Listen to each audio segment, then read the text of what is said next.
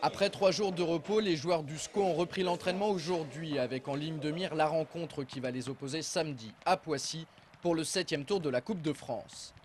Au programme de ce mardi, 2 séances.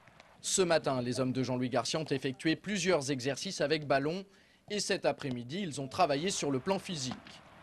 Amputé de plusieurs éléments la semaine dernière, le technicien angevin a enregistré le retour de sélection de Prince Onyangé.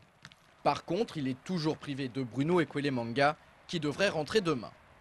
Anthony Modeste et Kevin Olympa manquent eux aussi à l'appel.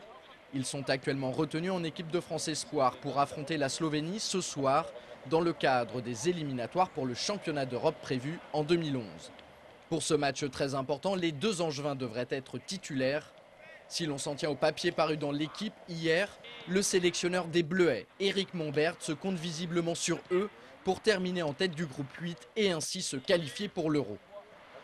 Raison professionnelle oblige, on ne peut donc pas en vouloir à Anthony Modeste et Kevin Olympa de n'avoir pu assister à la soirée organisée à l'occasion des 90 ans du SCO vendredi dernier.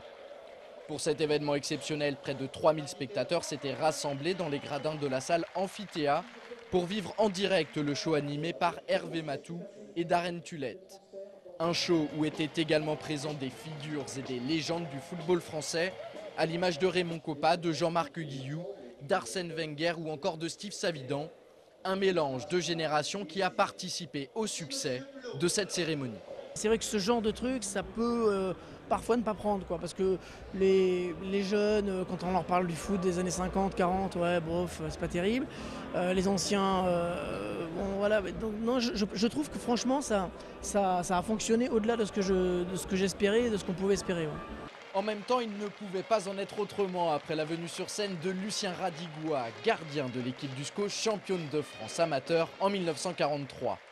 Du haut de ses 95 ans, c'est lui qui a véritablement lancé cette soirée anniversaire grâce à son humour et à son enthousiasme. À l'époque où il jouait à Angers, la seule chose qu'il demandait, c'était qu'on vienne le chercher en voiture pour disputer les matchs, puisqu'il n'avait qu'un vélo pour se déplacer. Il n'a pas toujours été écouté. Voilà la suite de l'histoire. Le 3e dimanche, pas d'auto. J'ai dit non, j'y vais pas. Et ils ont perdu. Chapeau bas, monsieur Radiguat. La suite de la soirée peut se résumer à une gigantesque photo de famille.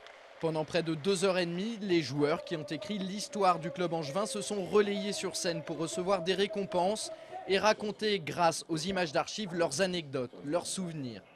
De Raymond Kopa à Ulrich Ramé en passant par Jean-Marc Guillou, ici avec son trophée de joueur du siècle du SCO, cette cérémonie a été riche en émotions. Soirée exceptionnelle, oui, beaucoup d'émotions, c'est ce qu'on recherche quand on vient dans le football, dans le milieu du football. C'est fantastique parce que c'était une occasion pour moi d'approfondir mon savoir sur mon club de cœur, le SCO d'Angers. C'était plein de moments, de revoir tous ces anciens joueurs, toutes ces personnes s'investir, toute cette passion, toutes ces émotions durant la soirée. C'est vraiment fantastique. Prochain rendez-vous de cet acabit en 2019 pour le centenaire du SCO. On attend ça avec impatience.